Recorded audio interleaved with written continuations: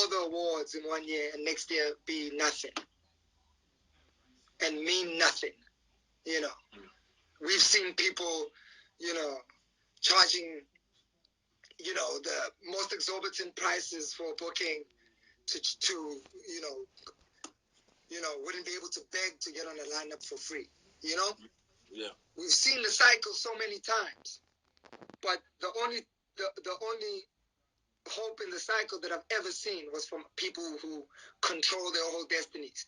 They might sacrifice a couple of awards, they might sacrifice some radio play, but they've got the control and they can be who they want to be at any given moment, and nobody can take anything away from them. You know, it's like, you know. So, I mean, you've been in the game. I mean, you were celebrating your 10-year solo, so your 11 years, 12 years solo now since your solo album. And, and before then, you were already previously releasing and still been involved in the industry. How many people that were at the top of the top of the mountain when it came to, cachet as being an artist, where are they right now? And it's not that they were less talented or they didn't have the talent or didn't everything. They just didn't have the control. And so do you think also they never managed their funds right? Because I'm seeing a lot of this chat on the internet now from everybody in the industry with regards, like everybody's like a master of funds, you know. Everyone knows, and it seems like the only industry that is being looked upon, and yes, we're in the limelight, but we're not the only industry. It's like every time, that's what I see on Twitter. It's like, oh, the musicians, hey, you guys, some of you artists should have saved, or some of this is a really big thing. Hopefully some of you guys can plan better, or hopefully you guys cannot. You guys have been spending too much. Do you think the reason why we've seen some of these people come and go is because they just didn't know how to manage their finances? Like, what's your take on what these people are talking about on Twitter? Because for me, I see that we are all going through this together. We are all in lockdown. Businesses are collapsing from all kinds of businesses. And yes, we all like to buy nice things, bro. I mean, we all, especially in hip hop, we all like to treat ourselves a certain way. Some of us never ever could dream of possibly having those certain things, but it doesn't necessarily mean we're dummies. Do you know what I mean? And it's especially on hip hop where it's like, yeah, what now? What you know what I mean? Like we make music to inspire people. Do you know what I mean? We like to talk about the flash. We like to talk about jiggy things. It's what keeps the energy going. But I mean, for people to just turn around and just look at the hip hop industry like, yo, where's your financial advisor here? Are you diversifying there? Don't you? Sometimes I feel like it's a little bit of a slap in the face. What's your take on that conversation?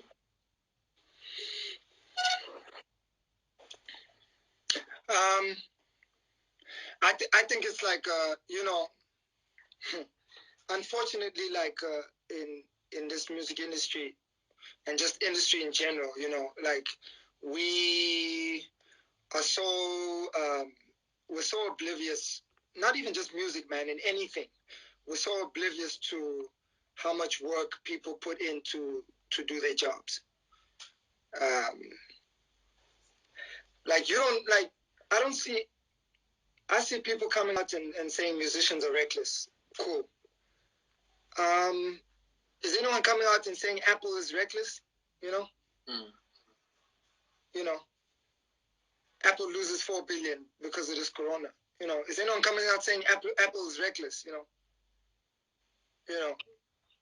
Every business is bleeding money and losing money right now. Very few businesses are on the right side of this crisis. And I feel like musicians are always the low-hanging fruit. It's so easy to target a musician because we've opened up our lives to people. And as musicians, it's so easy to point at a musician and say, he shouldn't have bought that car. But, people should have the criticism all around. Absolutely. You know what I'm saying? And it's like, for musicians, people don't understand. If you're talking about people spending money recklessly, you might be talking about 0.01% of musicians. You get what I'm saying? Yeah. There's so many actors out there. There's so many musicians coming up, even established musicians that have nothing. And everything that they get, they put back into their business. Even the people right at the top, every cent that they get, they put back into their business. You know what I'm saying? So, I have an issue with people trying to point out that artists have not lived their lives correctly. Who the fuck has lived their life correctly? Someone can earn a 5,000 rand for working in retail and still buy a sneaker at the end of the month, a sneaker that's worth 1.2, a Jordan that's worth 1.2. You know what I'm saying? That's generally how people are. Everyone's been trying to get by, and especially as South Africans, as black people, 90% of us are poor.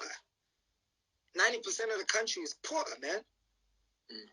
So we're all trying to figure out what to do about money. You know what I'm saying? And, people attacking artists and, saying artists are, irresponsible. For me, it's like it couldn't be furthest from the truth. Because I saw you win R1 million at Tropica. I saw you win R1 million at Tropica. On TV, the whole country saw you do that. But nobody saw you taking 700,000 and putting it into a studio. Nobody saw you taking 700,000 of that million and putting it right back into your art, or putting it right back into your garage that you transformed into a studio. Nobody saw that. You know what I'm saying? Absolutely. People don't see that. People don't see. Let me use an example everyone's going to relate to. And this one can whatever, but people can see Cassper buying a Bentley and having a Bentley, right? But they don't see the 7, 8, 9 million rand that he puts into his art. They don't see the 15 million rand that's been put back into the art. You get what I'm saying? Absolutely. So it's like, I feel like people just need to calm the fuck down and stop trying to point the fingers. You know what I'm saying? Like, dog, we're so behind already, man. As Black South Africans, bro, we're so behind already. We don't need people, if it's someone who's doing what you do in the industry and they're giving you that advice, take it. Yeah. You know what I'm saying? Yeah. But if it's someone who's not putting their money up, I take everything they say with a grain of salt. You know what I'm saying? Like, I take that. I take that with a grain of salt. If someone's not doing it, they're not in it like I am. You know what I'm saying? Like I've with everything that that I have and that I've bought is only the things that I like. I've only ever bought the things that I like. Can anybody be blamed for buying things that they like and that they cherish? And they worked hard for. And they work hard for and they feel like they like it. Can anybody be blamed for that? You know what I'm saying? Yeah. You can't blame people for that. But what you can do is try to teach people how to make better choices. Unfortunately, it only happens once we get a bit older. But, I don't want people that's not in the hip-hop community and that's not putting in the work and not putting the money up talking about people's finances in hip-hop. You know what I'm saying? I don't want people that's not in the community, that don't come to the events. I don't want people that don't show real love to our industry talking about our artists. And as artists, we need to also be like, fuck that. That's not cool. It's not cool for people from the outside coming in our house and telling us how to run our house. You haven't put what we have on the line. We don't have bosses. We've never had bosses. We're not employed. Everything that we make, we put back into the game. Everything that we put it back on the streets. and I've never made a profit. I can tell you now, from all these years, and as much as like I can stunt if I want to stunt, I've never made a profit at the end of the year. When it comes to pay tax, I've never ever made a profit. Because everything I do, I put it back on the streets. Everything. You know what I'm saying? Everything. You get me? So, if someone's gonna get on the artist, for putting their life on the line, and then buying something nice, and then saying, "Oh, that's the reason why you broke." It's like but good financial advice is good, but I don't want people from outside the culture telling us how we need to run the culture. So I even saw that AKA and Sizwe thing. For me, it's like whack. It's whack. Like I called AKA when he was talking about the Reebok deal. I called him on the phone. Yeah. You get me? And I spoke to him about that situation personally. You know what I'm saying? Yeah. And he told me where he's coming from. He told me his plans. But like, for C's to really get involved on that level, it's like, my nigga's like, I see you're a commentator, but it's like, at the same time, it's like, you make your money somewhere else. You don't make your money in rap. You know what I'm saying? So it's like, stop coming for the rappers. If you love this culture, build the culture, but don't come for niggas. You know what I'm saying? Don't try and make niggas look weak or lesser than you because, they're still trying to figure it out too. We're all trying to figure it out. We haven't figured it out like you have. We're not on your level. We don't have farms. We're not mining. We're not there yet. But niggas are trying to put in the steps. Niggas are trying to put in the steps. Yeah, I mean, you asked about the barbershop thing. Not to cut you off, just to finish off. Okay. You asked me about the barbershop thing. It's like, I take 2 million rand, I put it into a barbershop, which is the right thing to do. Dog, only God is going to say there's going to be this crisis, a pandemic that's going to come your way, and all that money that you worked hard to put aside to build something for your future can be taken away. It can still be taken away. You get what I'm saying? Yeah. So it's like, I get it, man. It's hip hop, and we like to lean on each other and step each other and push each other down. And, we do that a lot. But at the end of the day, it's like, dog, it's like, if you're in it, tell me something. But if you're not in it, it's like, leave it alone. Let them deal with it. You know what I'm saying? And as artists, we need to have more of that attitude. I'm just not a nigga who jumps on Twitter and talks, I'm not that type of guy who talks on Twitter. I'm not that type of guy, but I would have loved to say something, but it's like, I don't want to take internal issues, like hip-hop issues that are internal, and make them for everybody. Make them for 100,000 people who never understand what it means and what it's like to build a music a music career. You know what I'm saying? I don't want to give it to the people because they might not even understand some of the pain that all artists go through. So,